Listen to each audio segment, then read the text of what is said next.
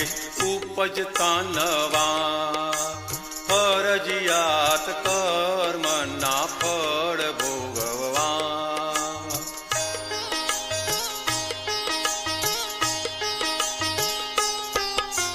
ज्યાં સુધી છે દેહરૂપ કાર્ય ફરજિયાત, તેમાં રાગે દ્વેષે બીજા ભવના હિસાબ। કાર્યની કિંમત નથી કશાયો જોવા, આપણા જ સ્પંદનોથી પડઘા અવનવા। ફરજિયાત કર્મના ફળ ભોગવવા।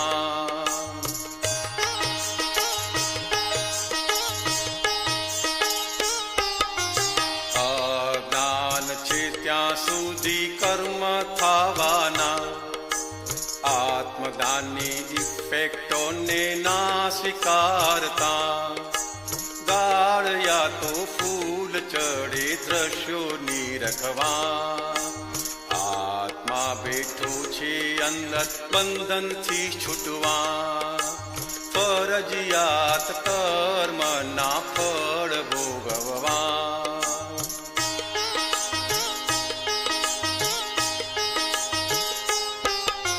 શુદ્ધ ઉપયોગી કર્મો ખપી જવાના, નિર્જરા છે જ્ઞાની પાસે બેસી જવામાં।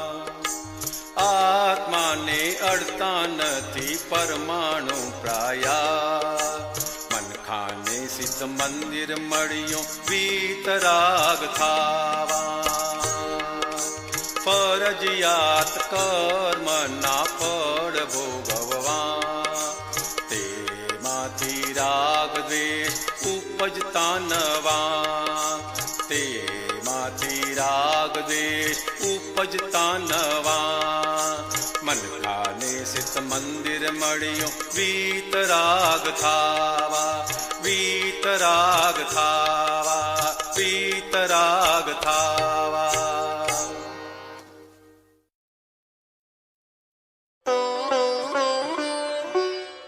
चैप्टर 36 कर्मोदय में फरियाद क्यों?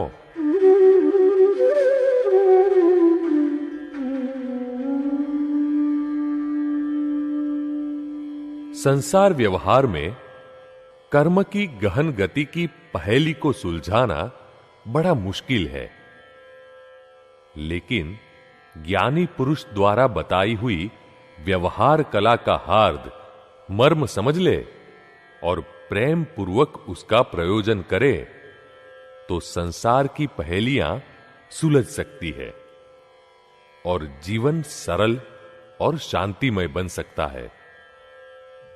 यदि समझपूर्वक वर्तन हो तो पति और पत्नी आपसी प्रेम का अनुभव कर सकते हैं और कुटुंब में शांतिपूर्ण ढंग से जी सकते हैं। एक भाई साहब दादा भगवान से कहने लगे, दादाजी, मेरा मिजाज गर्म हो जाता है तो कभी कभी पत्नी पर हाथ उठ जाता है।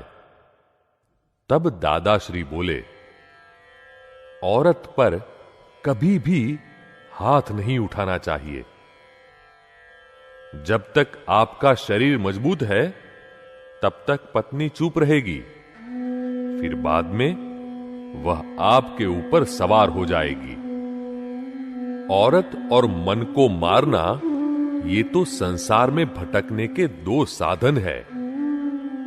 इन दोनों को कभी मारना नहीं चाहिए, उनसे तो समझा बुझाकर काम लेना पड़ता है। हमारे एक दोस्त थे, वे जब देखो तब पत्नी की छोटी छोटी गलतियों पर भी उसे एक थप्पड़ दे मारते थे। तब हमने उन्हें अकेले में एक बार समझाया, आप बात बात में पत्नी को थप्पड़ रसीद तो कर देते हैं, लेकिन वह उसे याद रखेगी ही। अरे आपके ये छोटे छोटे बच्चे जब आप बीवी को मारते हैं तब टुकुर टुकुर देखते रहते हैं। वे भी यह सब ध्यान में रखेंगे और फिर बाद में ये बच्चे व मां सभी मिलकर इसका बदला लेंगे। ये बदला कब लेंगे? जब आपके शरीर के तमाम अंगोपांग कमजोर हो जाएंगे तब। अतः औरत पर हाथ उठाने जैसा नहीं है। उस पर हाथ उठाने से तो उल्टा वह हमें नुकसान रूप, अंतराय रूप बन जाती है। औरत तो आश्रित होती है। खूंटे से बंधी गाय हो, उसे मारे तो वह कहां जाएगी? घर के सदस्य भी खूंटे से बंधे हुए जैसे हैं। उन्हें मारने पर हम कायर कहलाते हैं। उन्हें खूंटे से आजाद करने के बाद मारिए, फिर देखिए वे भी आपको मारेंगे या तो फिर भाग जाएंगे।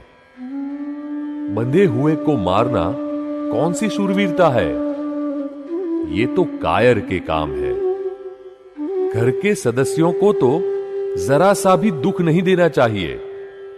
जो ना समझ होते हैं वे ही घर वालों को दुख देते हैं।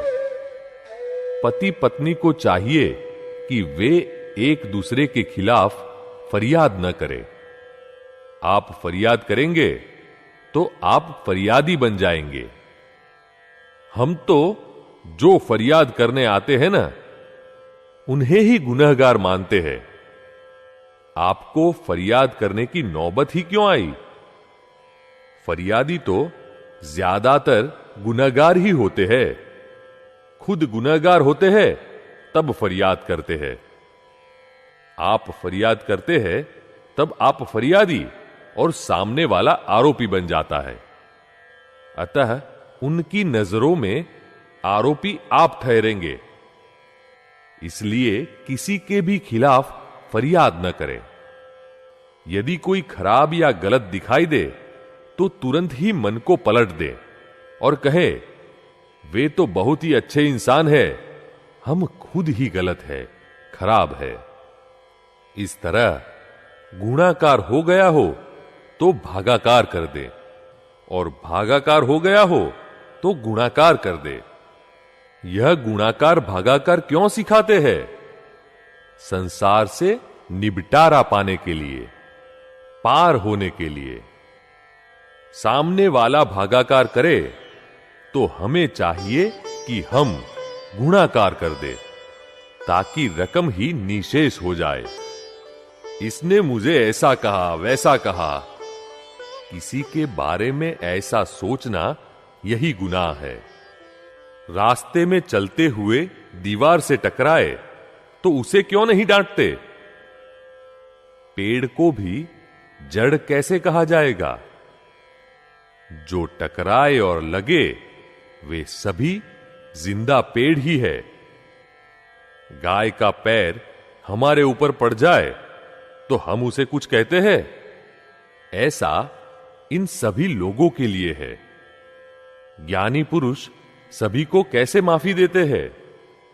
वे समझते हैं कि ये बेचारे ना समझ है, पेड़ जैसे है, और जो समझदार है उन्हें कुछ कहना ही नहीं पड़ता।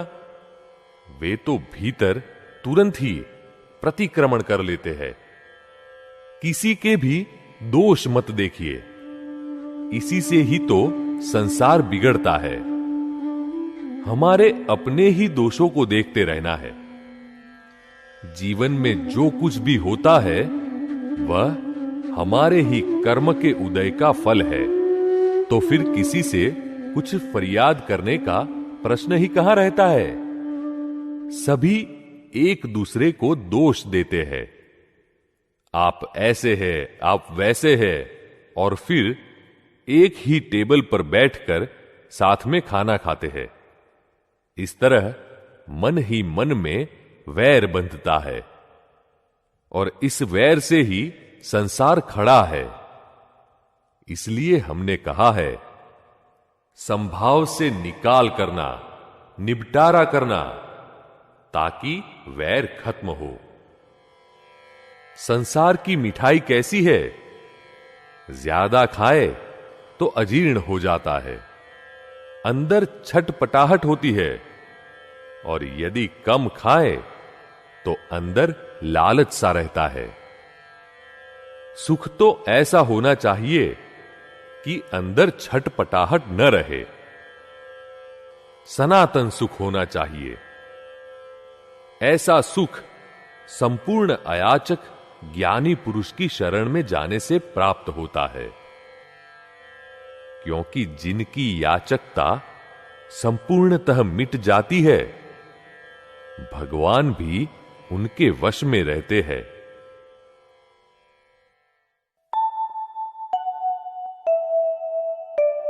हाइलाइट्स। औरत और मन को मारना ये तो संसार में भटकने के दो साधन है।